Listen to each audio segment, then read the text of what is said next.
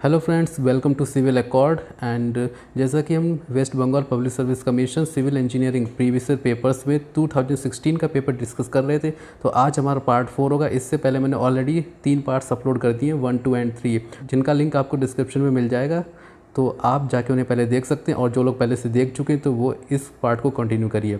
तो एक चीज़ पहले मैं आपको बता दूं कि पहले हमारा चैनल का नाम था ट्रेन योर ब्रेन, बट अभी मैंने इसे चेंज कर दिया, सिविल अकॉर्ड नाम रख दिया है। तो जो लोग पहले से इस चैनल को सब्सक्राइब कर चुके हैं तो आप लोग कन्फ्यूज मत होना, ये वही चैनल है, बस इसका नाम चेंज कर दिया गया है। तो वीडियो को स्टार्ट करने से पहले जो लोग अभी पहली बार इस वीडियो को देख रहे हैं तो आप लोग प्लीज़ चैनल को सब्सक्राइब कर देना, ताकि आगे के जितने भी मैं लेक्चर्स अपलोड करूँगा प्रीवियस पेपर से रिलेटेड वो लोग आप तक पहुँच जाएँ। तो चलिए वीडियो को शुरू करते हैं। तो यहाँ पे हमारे सामने पहला क्वेश्चन है, मतलब जो सीरीज का 76 क्वेश्चन है वैसे ही पहला क्वेश्चन है। तो यहाँ पे California bearing ratio method of designing flexible pavement is more accurate as it involves. देखिए यहाँ पे CBR मेथड के बारे में कह रहा है कि ये फ्लेक्सिबल पेवमेंट के लिए ज़्यादा एक्यूरेट होता है, क्योंकि ये क्या इन्वॉल्व करता है, ये इन्वॉल्व करता है character of road making materials.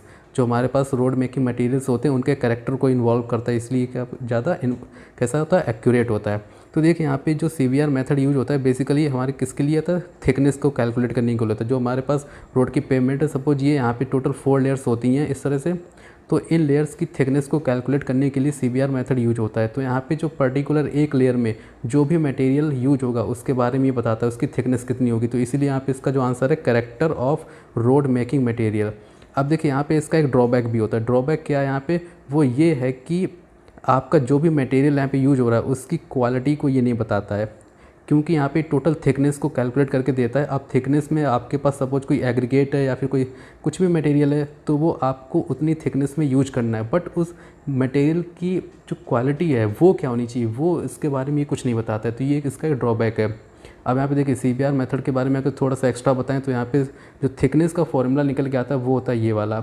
इसको आपको याद नहीं करना है, क्योंकि ये जो फॉर्मूला आपका जो मेनली गेट में पूछा जाता है, तो इसके लिए इसको याद करने की कोई ज़रूरत नहीं, क्योंकि यहाँ पे जिस तरह से आपको ये फॉर्मूला दिख रहा होगा इसमें विदाउट कैलकुलेटर हम यहाँ पे कोई भी न्यूमेरिकल सॉल्व नहीं हो पाएंगे। अगर ये डायरेक्ट फॉर्मूला पूछा जाता है तब उसके बात अलग है, तो उसके लिए आप यहाँ पे बस देख सकते हैं, एक बार नज़र डाल लीजिए। इसके बाद जो याद रखने वाली बात ये है कि CBR वैल्यू कैसे कैलकुलेट करते हैं। तो CBR वैल्यू को कैलकुलेट करने के लिए ये वाला फॉर्मूला था load on soil sample divide by standard load. तो देखिए हमारे क्वेश्चन में पहले एक हमें कोई लोड दिया होगा तो उसको यहाँ पे पुट करना है, और नीचे जो स्टैंडर्ड लोड होगा वो स्टैंडर्ड लोड हमारा 2.5 mm के अकॉर्डिंग होता है 1370 किलोग्राम, और 5 mm के करस्पॉन्डिंग होता है 2055 किलोग्राम। अब आपको पहले 2.5 के अकॉर्डिंग कैलकुलेट करना पड़ेगा CBR वैल्यू, उसके बाद में 5 mm के करस्पॉन्डिंग कैलकुलेट करनी पड़ेगी। अब वैसे क्या होता है, इन दोनों में जो 2.5 mm के करस्पॉन्डिंग जो वैल्यू आएगी वो मैक्सिमम होती है, तो यहाँ से हमें जो मैक्सिमम वैल्यू होगी वही कंसीडर करनी पड़ती है। अगर इन दोनों में सपोज 5 mm की वैल्यू मैक्सिमम आती है तो आपको टेस्ट को दोबारा परफॉर्म करना पड़ता है, और अगर दोबारा से भी 5 mm की वैल्यू मैक्सिमम आती है तो हम इसे कंसीडर कर लेंगे। वैसे क्या होता है, मोस्ट ऑफ द केस में 2.5 mm की वैल्यू ही मैक्सिमम आती है और हमें मैक्सिमम वैल्यू लेनी होती है। तो यहाँ तो ये CBR के बारे में बता दिया मैंने, तो इसका आंसर जो था ऑप्शन C करेक्ट था। तो अगला क्वेश्चन देखेंगे यहाँ से, bottom most component of A flexible pavement. देखिए मेरे पास जो पेमेंट होती है उसमें हमें पता टोटल 4 लेयर्स होती हैं। इसमें जो सबसे ये बॉटम वाली ये कौन सी लेयर होती है, तो पहले मैं आपको बताऊंगा जो फ्लेक्सिबल होती है, इसके बाद भी एक रिजिड पेमेंट होती है। उन दोनों के बारे में इस पिक में आप देख सकते हैं।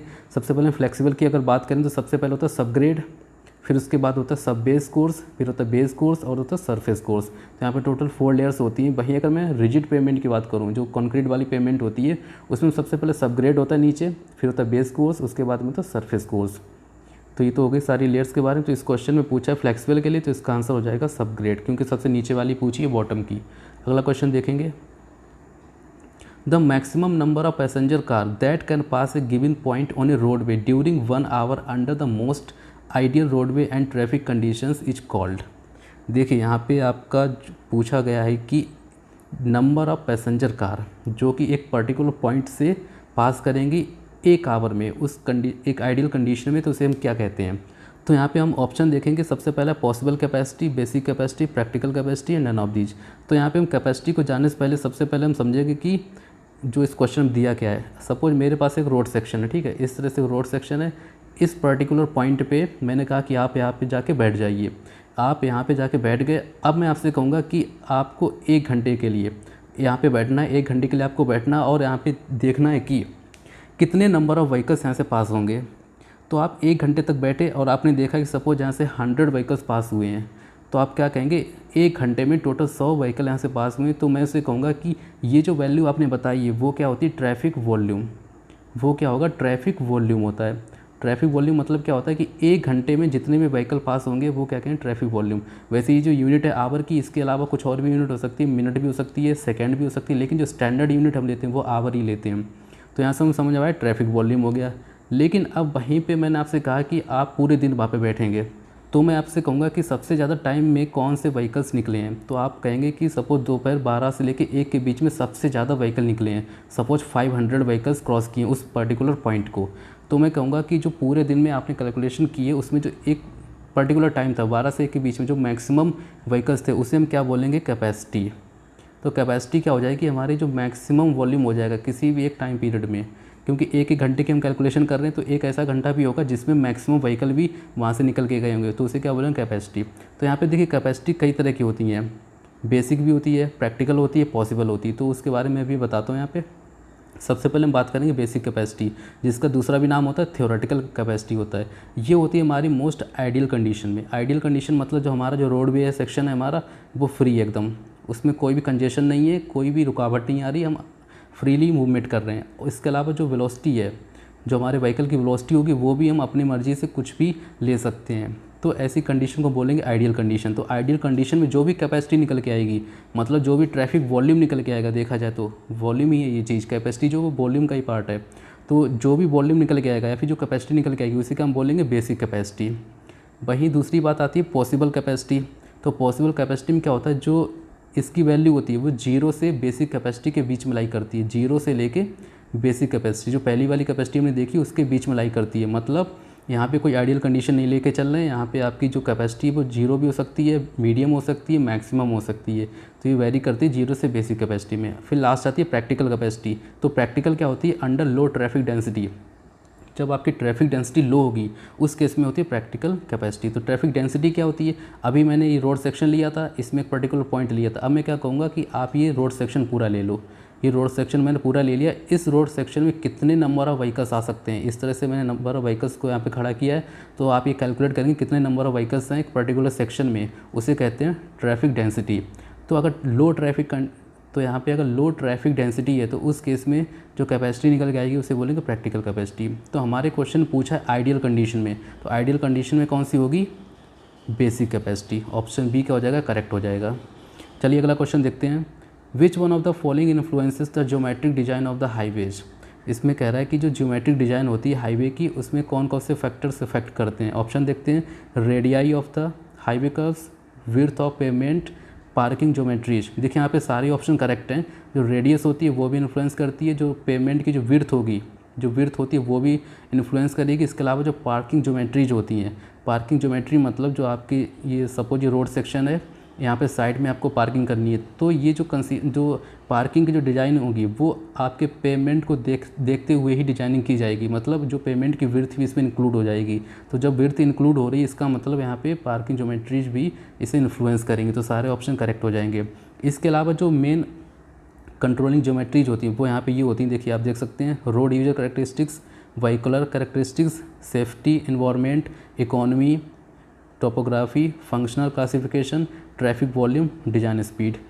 अब देखिए अगर आपको ये सारी बातें भी नहीं पता हैं, मतलब इस क्वेश्चन को टैकल करना आपको नहीं आ रहा है, तो आप क्या करेंगे, आप क्या सोचेंगे कि हमारे हाईवे में कौन कौन से फार्मूला यूज होते हैं। तो आप सबसे पहले एसएसटी का फार्मूला यूज करेंगे।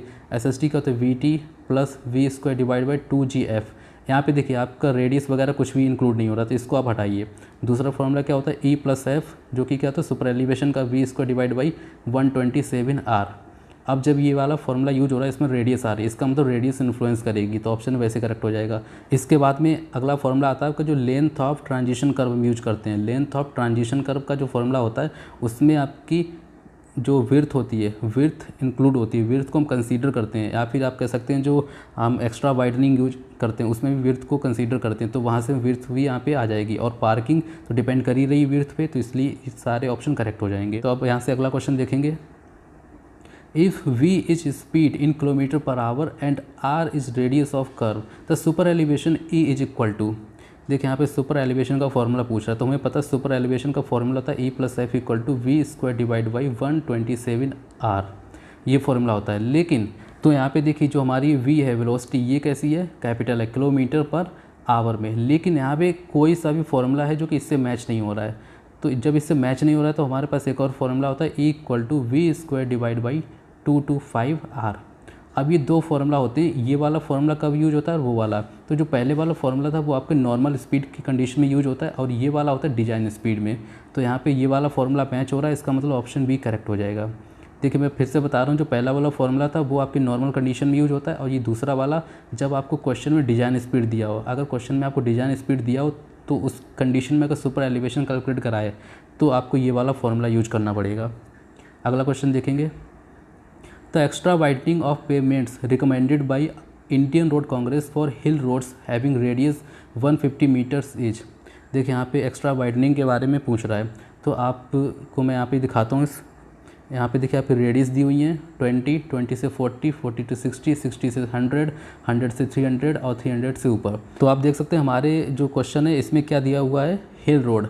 हिल रोड के कंडीशन में आपको पता होगी सिंगल लेन होगी, ठीक है, 2 लेन नहीं होगा तो सिंगल लेन होगी। तो यहाँ पे क्वेश्चन में आपको सिंगल लेन के लिए बताना पड़ेगा। तो सिंगल लेन के केस में और रेडियस हमारी कितनी 100, तो 100 के केस में यहाँ पे क्या है, नील, 0। तो इसका आंसर क्या हो जाएगा, 0, ऑप्शन डी करेक्ट हो जाएगा। अगला क्वेश्चन देखते हैं।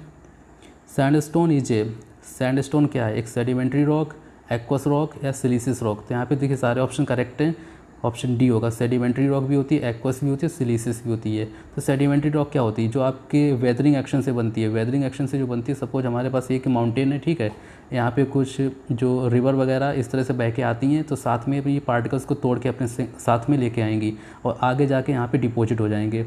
इस तरह से डिपॉजिट होंगे और ये क्या रॉक फॉर्म करेंगे, तो उसे क्या बोलेंगे, सेडिमेंट्री रॉक। तो यहाँ पे मैंने ये वाटर की वजह से बताया, लेकिन यहाँ पे कुछ और भी फैक्टर हो सकते हैं। कौन कौन से, एयर हो सकता है, एयर की वजह से ये स्लाइड होकर नीचे आएंगे, या फिर जो ग्लेशियर्स होते हैं, जो बर्फ़ होती है, आइस होती है, आइस के टूटने से भी ये साथ में अपने पार्टिकल्स को लेके आएंगे। तो ये सारे क्या होते हैं, वेदरिंग एक्शन हो जाते हैं।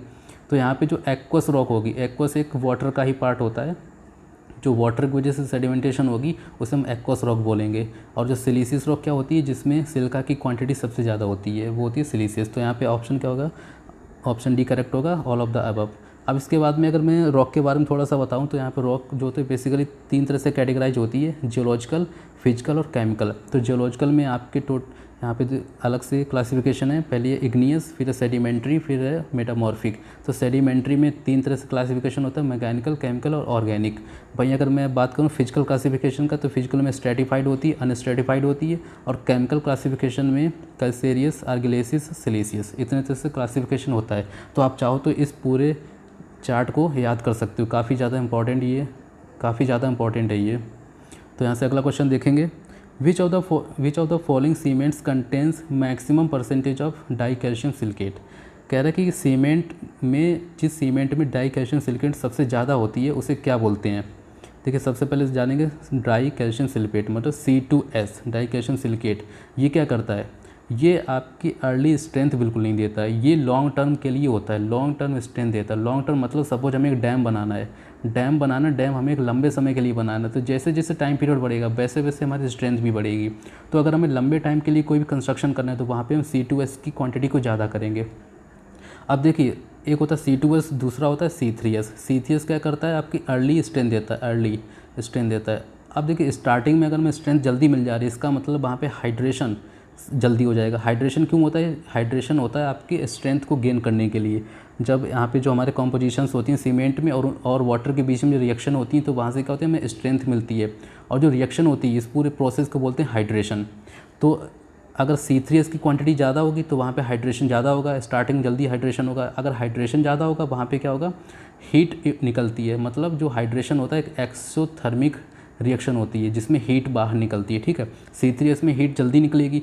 वहीं अगर मैं बात करूं C2S की, तो C2S में क्या होगा, एक लॉन्ग टर्म के लिए स्ट्रेंथ गेन होता है। मतलब स्टार्टिंग में जो हाइड्रेशन नहीं होगा जल्दी से, अगर हाइड्रेशन नहीं होगा मतलब वहाँ पे स्टार्टिंग में हीट नहीं निकल पाएगी। अगर स्टार्टिंग में हीट नहीं निकलेगी मतलब तो उसे हम क्या कहेंगे, लो हीट सीमेंट। तो यहाँ पर ऑप्शन हमारा बी करेक्ट होगा, लो हीट सीमेंट। तो आई होप आपको ये सारा एक्सप्लेनेशन समझ में आया होगा। इसके बाद में अगर हम बात करें रैपिड हार्डनिंग सीमेंट की, तो यहाँ पे देख सकते हैं आप रैपिड हार्डनिंग सीमेंट में जो आपकी जो सिंपल ओपीसी होती है वो 7 डेज पे जितनी स्ट्रेंथ गेन करेगी वो रैपिड हार्डनिंग सीमेंट 3 दिन पे ही गेन कर लेती है। और वहीं अगर मैं बात करूँ, अगला है सल्फेट रजिस्टिंग सीमेंट की। तो सल्फेट रजिस्टिंग सीमेंट में हम क्या करते हैं, जो हमारे पास C3A की क्वांटिटी है उसको करते हैं 5%, और जो कॉम्बिनेशन होता है ट्वाइस C3A प्लस C4AF, तो इनकी जो परसेंटेज होती है 25% करते हैं, क्योंकि ये दोनों जो कंपाउंड हैं ये क्या करते हैं, सल्फ़र के सॉल्ट बनाते हैं, सल्फेट सॉल्ट बनाते हैं, जिनकी वजह से सल्फ़र अटैक होता है और सीमेंट की स्ट्रेंथ को रिड्यूस करते हैं। तो इसलिए इन क्वांटिटी को, इन कॉम्पोजिशन को हम एक लो अमाउंट में या फिर एक फिक्स अमाउंट में यहाँ पे डालते हैं। तो यहाँ पे देखिए ये सारे कॉम्पोजिशन में लिखे हुए हैं। सबसे पहला ट्राई कैल्शियम सिलिकेट जिसे बोलते हैं C3S, इसका निकनेम होता है एलाइट। इसके बाद होता है डाई कैल्शियम सिलिकेट C2S जिसका नाम होता है बेलाइट। फिर होता है ट्राई कैल्शियम एल्यूमिनेट C3A जिसका नाम होता है सिलाइट। फिर लास्ट होता है tetra calcium aluminium ferret C4AF जिसका नाम होता है फिलाइट। तो यहाँ पे इन दोनों को मैंने बता दिया है। अभी होता है C3A। C3 क्या करता है, स्ट्रेंथ को बिल्कुल गेन नहीं कराता है, थोड़ी बहुत स्ट्रेंथ देता है, बट जो अर्ली सेटिंग कराता है, अर्ली सेटिंग कराता है कौन, C3A। वहीं C4AF की बात करें तो C4AF भी क्या करता है, अर्ली सेटिंग कराता है, बट यहाँ पे स्ट्रेंथ के मामले में बिल्कुल ही वर्स्ट होता है, सबसे घटिया होता है C4AF। इसकी कोई भी एग्जिस्टेंस नहीं होती है। जो मेन होते हैं वो ये 3 होते हैं। तो इसका जो आंसर था हमारा लो हीट सीमेंट हो चुका है। अगला क्वेश्चन देखेंगे, क्रिटिकल पाथ। देखिए क्रिटिकल पाथ क्या होता है, क्रिटिकल पाथ जो हमेशा क्या, तो लॉन्गेस्ट पाथ होता है। ऑप्शन यहाँ पे करेक्ट होगा। तो यहाँ पे चलिए अगला क्वेश्चन देखते हैं। In water bound macadam roads binding material is. देखिए यहाँ पे WBM रोड के बारे में बात कर रहा है कि इसमें बाइंडिंग मटेरियल कौन सा होता है। तो WBM के केस में जो बाइंडिंग मटेरियल होता है वो होता है stone dust. Option B correct हो जाएगा, स्टोन डस्ट। तो यहाँ पे आप देख सकते हैं कि जो वाटर बाउंड मैकेडम क्या होती है कि जो हमारे जो नॉर्मल कंस्ट्रक्शन होता है रोड का, उसके ऊपर बिटुमिन की लेयर लगाई जाती है जिससे आपकी फिनिशिंग मिलती है और बाइंडिंग मटेरियल की तरह काम करता है बिटुमिन। लेकिन इस केस में क्या होता है, बिटुमिन को हम यूज नहीं करते। जो डायरेक्टली जो क्रस्ट एग्रीगेट हैं, यहाँ पे आप देख सकते हैं जो एग्रीगेट हैं, क्रस्ट एग्रीगेट, इन्हीं को फिनिशिंग दी जाती है किससे, रोलर की हेल्प से, और इसको ऐसे ही छोड़ दिया जाता है। इसे क्या बोलते हैं, वाटर बाउंड मैकेडम। तो यहाँ पे जो बाइंडिंग मटेरियल है ऊपर, ये क्या होता है, स्टोन डस्ट। ऑप्शन यहाँ पे बी करेक्ट हो जाएगा। अगला क्वेश्चन देखेंगे, पग मिल यूज फॉर। देखिए इस क्वेश्चन में कह रहा है कि जो पग मिल होती है वो किस लिए यूज होती है। तो सबसे पहले आप ये जानिए पग मिल होता क्या है। देखिए पग मिल एक ही मशीन होती है जिसमें आप क्ले और वाटर को मिक्स करते हैं। ठीक, क्ले और वाटर की मिक्सिंग होती है। तो यहाँ पे जो ऑप्शन हमारा ए, प्रिपरेशन ऑफ क्ले, ये हमारा करेक्ट हो जाएगा, जो कि पग मिल में होता है। ठीक है, अब इसके अलावा देखिए एक कुछ और प्रोसेस होते हैं जैसे कि टेम्परिंग। टेम्परिंग आपने शायद नाम सुना होगा, टेम्परिंग। इसके अलावा होता है नीडिंग। ठीक है, तो पहले टेम्परिंग हम देखें। टेम्परिंग क्या होता है कि जो क्ले और वाटर का एक फिक्स प्रोपोर्शन हम सिलेक्ट करते हैं, अभी मिलाते नहीं है। टेम्परिंग में क्ले और वाटर का एक प्रोपोर्शन को सिलेक्ट किया जाता है। उसके बाद में जब हम उसे मिलाते हैं, यानी कि जब हम उसकी नीडिंग करते हैं, उसे क्या बोलते हैं, पगिंग। पगिंग या नीडिंग एक ही चीज़ होती है जो कि इस मशीन के अंदर होती है। यहाँ पे हम क्ले और वाटर का यहाँ पे एक फिक्स प्रोपोर्शन में डाल देते हैं। इसके बाद में जब ये मशीन चलती है तो यहाँ पे इन दोनों का मिक्सिंग होती है, मिक्सचर होता है, जो कि नीडिंग बोलते हैं जिसे। तो अगर आपसे पूछा जाता है कि पगिंग क्या होता है या फिर नीडिंग या फिर टेम्परिंग, ये सारी चीज़ें जो होती है पग मिल के अंदर ही होती हैं। तो जितने भी तीनों प्रोसेस मैंने बताई ये सब किस में आते हैं, प्रिपरेशन ऑफ क्ले के अंदर आते हैं। तो इसलिए यहाँ पे ऑप्शन ए करेक्ट हो जाएगा। अगला क्वेश्चन देखते हैं, in PERT analysis the time estimate of activities and probability of their occurrence follow. ये कह रहा है कि देखो पर्ट एनालिसिस में जो एक्टिविटीज़ होती हैं वो कौन सा कर्व फॉलो करती हैं। ठीक है, तो यहाँ पे देखिए 2 चीज़ें होती हैं, काफ़ी कन्फ्यूजिंग होती है। अगर आपसे पूछा जाता है पर्ट कौन से कर्व को फॉलो करता है तो आप कहेंगे उसे नॉर्मल डिस्ट्रीब्यूशन कर्व। लेकिन जब बात होती है एक्टिविटीज़ की, यानी कि तब कौन सा फॉलो करेगा, बीटा डिस्ट्रीब्यूशन कर्व। यहाँ पे ये जो बी बनी है इसका मतलब है बीटा। ठीक है, बीटा इसका मतलब है बी। यहाँ पे एडिटिंग में हो नहीं पा रहा था इसलिए मैंने बी बना दिया यहाँ पे। तो यहाँ पे आपको ये बात याद रखनी है कि अगर होल पार्ट की बात करें, टोटल पार्ट की बात करें तो नॉर्मल डिस्ट्रीब्यूशन होगा। लेकिन वहीं अगर एक्टिविटी की बात करें, एक पर्टिकुलर एक सिंगल एक्टिविटीज़ की बात करें, तब बीटा डिस्ट्रीब्यूशन होता है। तो इस क्वेश्चन का आंसर होगा ऑप्शन सी। अगला क्वेश्चन देखते हैं, newly constructed pavement with ordinary Portland cement attains it's working strength after. तो यहाँ पे देखिए कोई एक नई पेवमेंट को कंस्ट्रक्ट किया गया है जो कि OPC से बनी है। अब इसकी जो वर्किंग स्ट्रेंथ होगी, मतलब जब हम उस पर काम करना शुरू कर देंगे, जब उस पर चलना फिरना स्टार्ट हो जाएगा, वो स्ट्रेंथ कब गेन होगी। तो OPC की जो स्ट्रेंथ होती है वो 28 डेज पे गेन होती है। 28 डेज पे इसकी जो स्ट्रेंथ होगी वो हमें 99% मिल जाती है, जिसको हम अप्रॉक्सीमेट 100% भी बोलते हैं। तो यहाँ पे एक चीज़ आपको बता दूँ कि जो OPC होती है इसकी 3 ग्रेड होती हैं, 33, 43 एंड 53। अभी जो 33 ग्रेड, इसका मतलब क्या होता है कि 28 जो डेज होंगे, 28 डेज के बाद में इसकी जो स्ट्रेंथ होगी 33 मेगापास्कल होगी। वहीं 43 ग्रेड का मतलब होता है 28 दिन के बाद 43 मेगापास्कल होगी, वैसे ही 53 का है। तो यहाँ पे इस क्वेश्चन का जो आंसर होगा वो ऑप्शन डी हो जाएगा। तो अगला क्वेश्चन देखेंगे। The initial setting time for ordinary Portland cement as per IS specification should not be less than. देखिए, एक दो चीज़ें होती हैं, इनिशियल सेटिंग टाइम और फाइनल सेटिंग टाइम। यहाँ पे OPC के लिए पूछ रहा है, ऑर्डिनरी पोर्टलैंड सीमेंट के लिए। तो जो यहाँ पे जो इनिशियल सेटिंग टाइम होता है वो होता है आपका 30 मिनट। इस क्वेश्चन का आंसर होगा 30 मिनट। वहीं अगर हम फाइनल सेटिंग टाइम की बात करें वो होता है 600 मिनट्स, मतलब 10 आवर्स। इसको अगर हम कन्वर्ट करेंगे आवर तो हमारे पास आएगा 10 आवर्स। तो दो चीज़ होती है, इनिशियल सेटिंग टाइम और फाइनल सेटिंग टाइम। तो इस क्वेश्चन में पूछा है कि इनिशियल, अगर अगली बार हो सकता है फाइनल सेटिंग टाइम भी पूछ सकता है। अभी देखिए इसका सिग्निफिकेंस क्या होता है, ये सेटिंग टाइम जो होती है ये होते क्या हैं। देखिए, जो इनिशियल सेटिंग टाइम जब स्टार्ट होता है, जो हमारा आधे घंटे के बाद में क्या होता है, जो प्लास्टिसिटी होती है, जो सीमेंट की प्लास्टिसिटी होती है वो लूज होना शुरू हो जाती है। प्लास्टिसिटी लूज होने लगती है आधे घंटे के बाद में। और ये जैसे ही 10 घंटे कंप्लीट होते हैं, 10 आवर्स कंप्लीट होते हैं, ये टोटली अनप्लास्टिक हो जाता है, मतलब इसकी प्लास्टिसिटी बिल्कुल ही ख़त्म हो जाती है। तो प्लास्टिसिटी से क्या मतलब होता है, आपने सॉइल में पढ़ा होगा कि plasticity is the property of A soil by virtue it can be converted into A thread कितने का, 3 mm का थ्रेड। मतलब एक ऐसी प्रॉपर्टी होती है सॉइल की या फिर सीमेंट की, जिसकी अगर मैं सॉइल की बात करूँ तो सॉइल में एक ऐसी प्रॉपर्टी होती है जिसकी हेल्प से हम सॉइल को एक धागे में कन्वर्ट कर सकते हैं, वो भी कितने, 3 mm का। तो वहीं यहाँ पे अगर मैं बात करूँ सीमेंट की, तो सीमेंट जब फुल्ली प्लास्टिक होता है उस केस में हम इसकी शेप को कन्वर्ट कर सकते हैं, उसकी शेप को किसी भी शेप में चेंज कर सकते हैं। लेकिन जैसे ही इसकी प्लास्टिसिटी लूज होने लगती है तो उसकी जो शेप होती है वो हम किसी और शेप में कन्वर्ट नहीं कर पाएंगे, मतलब वो एक स्टिफ होने लगता है, स्टिफ हो जाएगा। वहीं अगर मैं 10 घंटे के बाद की बात करूँ, 10 घंटे के बाद में टोटली स्टिफ हो जाएगा। तो यहाँ पे आपने समझ गए होगे जो इनिशियल सेटिंग टाइम कितना होता है 30 मिनट, और जो फाइनल सेटिंग टाइम होता है वो होता है 600 मिनट्स। तो इस क्वेश्चन का आंसर है ऑप्शन बी। अगला क्वेश्चन देखेंगे। For earthquake resisting masonry building the vertical distance between opening one above the other in a load bearing wall shall not be less than. देखिए, इस क्वेश्चन बात कर रहा है कि एक अर्थ रेजिस्टेंट मैसनरी बिल्डिंग है जिसमें आपके पास एक वॉल है जो कि कैसी है, लोड बियरिंग वॉल है। अब यहाँ पे दो तरह की वॉल होती है, एक लोड बियरिंग होती है और एक होती है जो कि कोई भी लोड बियर नहीं करती। तो आप सबसे पहले इस पिक में देखिए, यहाँ पे आपको जो पिक दिख रही है कि स्ट्रक्चर है आपका टोटली एक फ्रेम्ड स्ट्रक्चर है, ये फ्रेम दिख रहा होगा, इसमें बीम है, कॉलम है, बीम है, कॉलम है। मतलब जो आज के टाइम पे, जो रिसेंट टाइम में जो स्ट्रक्चर्स बन रहे हैं वो इसी तरह से बनते हैं। यहाँ पे देखिए कोई भी आपको वॉल नहीं दिख रही होगी, कोई भी दीवार नहीं है। जो टोटल लोड आएगा वो इस बीम पे आएगा या फिर कॉलम पे आएगा। अब इसमें बाद में दीवार का कंस्ट्रक्शन होगा, जो वॉल होंगी, यहाँ पे वॉल बनेगी। इन वॉल का जो एक ही काम होगा वो होगा पार्टीशन का, इसके अलावा कोई और भी काम नहीं है इसका, ठीक है। केवल यहाँ पे जो दीवार है पार्टीशन का काम करेंगी। वहीं इस वाली बिल्डिंग में आप देखिए, इसमें ये जो वॉल आपको दिख रही है ये टोटल है लोड बियरिंग वॉल। मतलब यहाँ पे ना तो कोई कॉलम है या फिर ना ही कोई बीम है, टोटल जो लोड आपका होगा वो इस वॉल पे बियर होगा। तो इसी के थ्रू जो जितना भी लोड होगा वो ट्रांसफ़र होगा। अब यहाँ पे कुछ ओपनिंग आपको दिख रही होगी, ये पहली ओपनिंग, ये दूसरी ओपनिंग। इनके बीच की जो डिस्टेंस है, ये जो वर्टिकल डिस्टेंस है, इसकी बात कर रहा है कि ये कितनी होगी। लेकिन कंडीशन है अर्थक्वेक स्ट्रक्चर में, अर्थक्वेक रेजिस्टेंट स्ट्रक्चर है, उसमें ये वाली डिस्टेंस कितनी होगी वो मैं आपको दिखाता हूँ। ये देखिए ऑफिशियली जो आपका IS कोड है 4326/1993 अर्थक्वेक रेजिस्टेंट स्ट्रक्चर्स के लिए यूज करते हैं। यहाँ पे ये वाला 4th ऑप्शन है, vertical distance between 2 openings one above another. तो यहाँ पे देखिए काफ़ी कैटेगरीज है, A B C and D E, सब के केस में 600 mm ही है, यानी कि 60 सेंटीमीटर हमें यूज करनी चाहिए। तो यहाँ पे जो हमारा आंसर होगा ऑप्शन बी हो जाएगा, 60 सेंटीमीटर। अगला क्वेश्चन देखेंगे।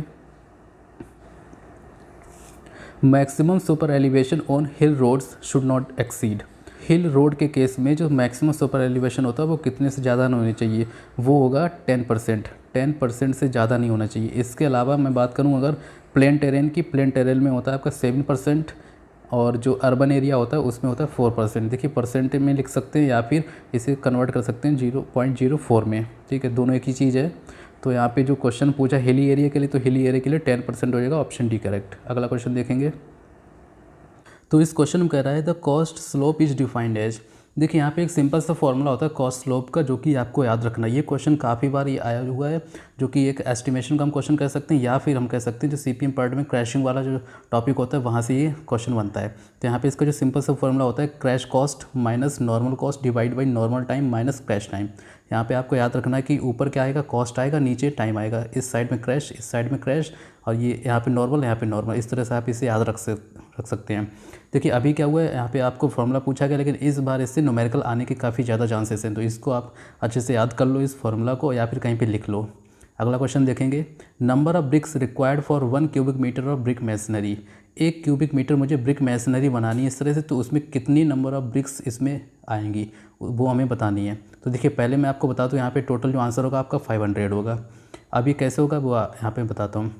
सबसे पहले आपको पता होना चाहिए कि जो हमारे पास ब्रिक होती है उसका स्टैंडर्ड साइज़ कितना होता है, 19 बाई 9 बाई 9 सेंटीमीटर। तो यहाँ पे देखिए आपकी जो लेंथ है 19 सेंटीमीटर, विड्थ है 9 सेंटीमीटर, और हाइट है ये भी 9 सेंटीमीटर है। तो आपकी जो 19 बाई 9 बाई 9 सेंटीमीटर होगा। लेकिन एक दूसरा साइज़ होता है मॉडुलर या फिर नॉमिनल साइज़, जो कि होता है 20 बाई 10 बाई 10। ये क्या होता है, जब हम अपनी ब्रिक को कंस्ट्रक्शन में यूज करते हैं, जब उसके ऊपर हम मोर्टार को प्लेस करते हैं, मोर्टार लगाते हैं, तब उसका जो साइज होता है थोड़ा सा इंक्रीज हो जाता है।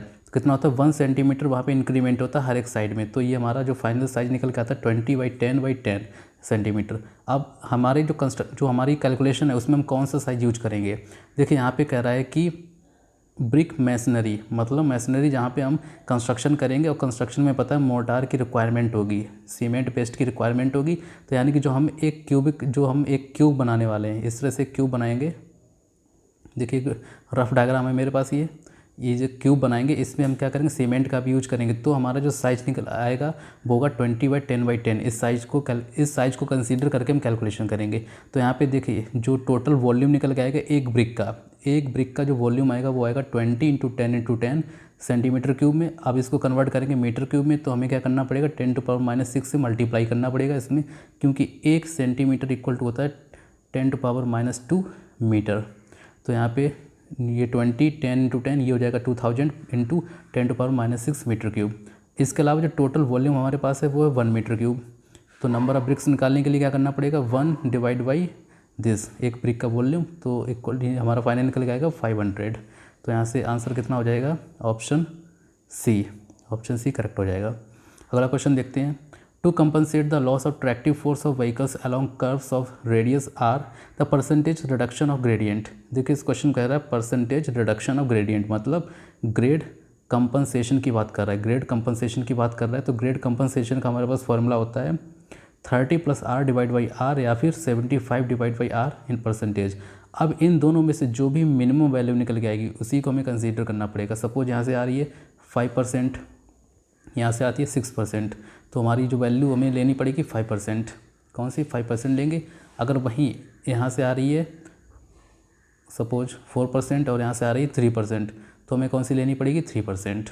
अब देखिए इस क्वेश्चन में या तो ये वाला फॉर्मूला, तो मेन फॉर्मूला तो यही वाला इसे होना चाहिए था, लेकिन ये वाला है नहीं। कौन सा, 75 डिवाइड बाई आर। तो हमारा आंसर हो जाएगा ऑप्शन बी। अगला क्वेश्चन देखते हैं, percentage of carbon content in mild steel. Mild steel में कार्बन की जो परसेंटेज होती है कितनी होती है, तो वो होती है 0.25% से कम होता है। यहाँ पे परसेंटेज आएगा 0.25% से भी कम होता है कार्बन कंटेंट किसमें, माइल्ड स्टील के केस में। तो अब देखिए माइल्ड स्टील से रिलेटेड और भी आपको कौन सी बातें याद रखनी चाहिए, वो क्या होगी, modulus of elasticity of mild steel 2.1 into 10⁵ megapascal, काफ़ी ज़्यादा पूछने के चांसेस ही हैं। इसके अलावा coefficient of thermal expansion alpha की वैल्यू 12 इंटू 10⁻⁻6 पर डिग्री सेल्सियस, ये काफ़ी ज़्यादा क्वेश्चन पूछा जाता है एग्जाम में। अभी क्या है आपका माइल्ड स्टील की ये कार्बन कंटेंट आई, तो इस बार इनमें से कुछ जरूर पूछा जाएगा। पॉइजन रेशियो 0.27 से लेके 0.3 के बीच में लाई करता है। तो ये काफ़ी ज़्यादा इंपॉर्टेंट है ये तीनों टर्म्स, इन्हें अच्छे से याद कर लो। अगला क्वेश्चन है, rich cement mortars are more liable to cracking as compare to less mortars because rich mortar have. देखिए दो तरह के मोटार है यहाँ पे, एक है रिच सीमेंट मोटार है, दूसरा कैसा लेस मोटार, इसे हम क्या बोलते हैं, लीन मोटार भी कहते हैं, लेस या फिर लीन, ठीक है। अब इसमें कह रहा है कि जो रिच सीमेंट मोटार होता है उसमें क्रैकिंग ज़्यादा होती है कंपेयर टू लेस मोटार के। आखिर क्यों होती है वो क्रैकिंग। ऑप्शन है high shrinkage, less strength, B दोनों, या फिर नन ऑफ दीज। देखिए पहले हम ऑप्शन बी देखेंगे, लेस स्ट्रेंथ।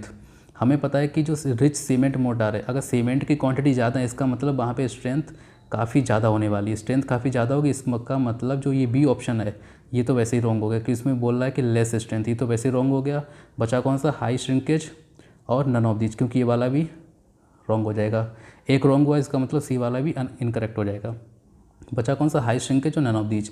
अब देखिए जो रिच सीमेंट हमारा, उसमें सीमेंट की क्वांटिटी काफ़ी ज़्यादा है, तो सीमेंट की क्वांटिटी जब बहुत ज़्यादा है मतलब वहाँ पे हाइड्रेशन ज़बरदस्त होने वाला है, हाइड्रेशन होगा काफ़ी ज़्यादा। अभी मैंने बताया था कि हाइड्रेशन जब होगा तो उसमें क्या होती है, गैसेस निकलते हैं, क्योंकि ये कैसा एक्सोथर्मिक रिएक्शन होती है, उसमें गैसेस निकलेंगी। जब गैसेस या फिर जो भी बाहर निकलेंगी उससे क्या होगा, क्रैकिंग आएगी, उसमें क्रैक्स आएंगे। ठीक, क्रैक आने की वजह से क्या होगा, जब हम लोड उस पर लगाएंगे, अभी क्या होगा, इस तरह से यहाँ पे कुछ क्रैक्स आ चुके हैं।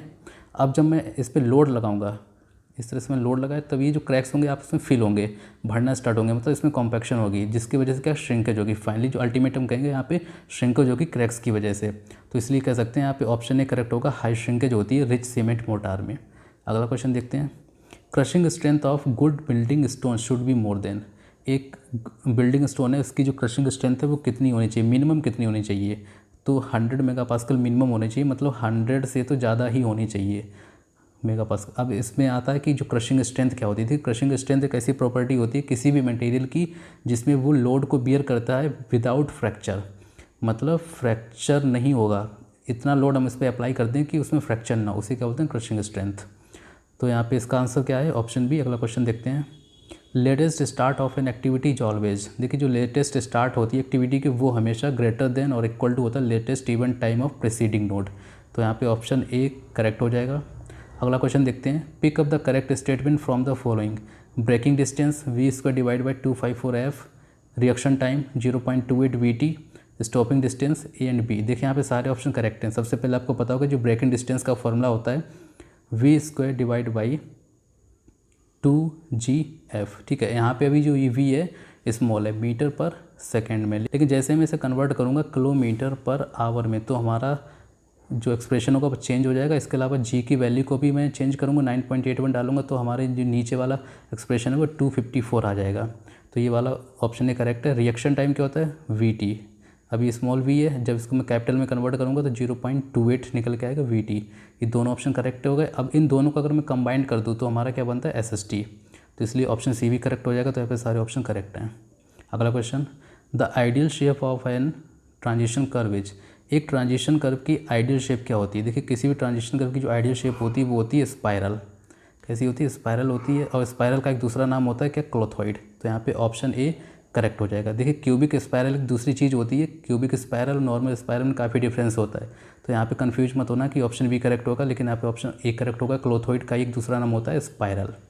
ठीक है, यहाँ पे कुछ एक्सप्लेनेशन दिया हुआ है इसके कर्व के बारे में। इसे आप देख सकते हैं कि हम ट्रांजिशन कर्व कहाँ पे देते हैं, जहाँ पे हमारा मतलब ये हमारे पास एक सर्कुलर कर्व है। ठीक है, यहाँ पे स्ट्रेट है, स्ट्रेट से जैसे हम सर्कुलर में चेंज करते हैं अपने पाथ को, ये वाला जो पोर्शन था इसी का बोलते हैं ट्रांजिशन कर्व बोलते हैं। तो इस वाले पर्टिकुलर सेक्शन में हमें इस तरह से चेंजेस लाने होते हैं कि वहाँ पे मिनिमम जर्क आए, सुपर एलिवेशन जो है वो एक अच्छे से वहाँ पे प्रोवाइड हो सके। इसके अलावा जो लेंथ होती है, लेंथ ऑफ ट्रांजिशन का इन्वर्सली प्रोपोर्शनल होती है रेडियस के। ये सारी जो कंडीशन जहाँ पे फुलफिल होंगी वही हमारा आइडियल शेप होगी। और ये सारी कंडीशन फुलफिल होती हैं स्पाइरल में। स्पाइरल बोलें या फिर क्लोथॉइड बोलें, एक ही चीज़ है, बट एक क्यूबिक स्पाइरल डिफरेंट चीज़ है। तो इसलिए इसका आंसर हो जाएगा ऑप्शन ए। तो आज के हमारे ये सारे क्वेश्चंस कंप्लीट होते हैं और ये हमारा 2016 का पूरा आज पेपर कंप्लीट होता है। तो इसके बाद में मैं स्टार्ट करूँगा 2014 का पेपर, या फिर आप कमेंट करिए आपको जो भी पेपर चाहिए इसके बाद में। वैसे मैं 2014 का सोच रहा था स्टार्ट करने का, अगर आप जो कमेंट करेंगे उसे मैं स्टार्ट कर सकता हूँ। अगर आपको ये लेक्चर सीरीज अच्छी लग रही हो तो प्लीज़ इसे लाइक ज़रूर करना, अपने दोस्तों में भी शेयर कर देना और मेरे चैनल को सब्सक्राइब जरूर कर लेना, ताकि आगे के जितने वीडियो मैं अपलोड करूँगा वो आप तक पहुँच जरूर जाए। तो thanks for watching my video. अगली वीडियो जल्दी अपलोड करेंगे।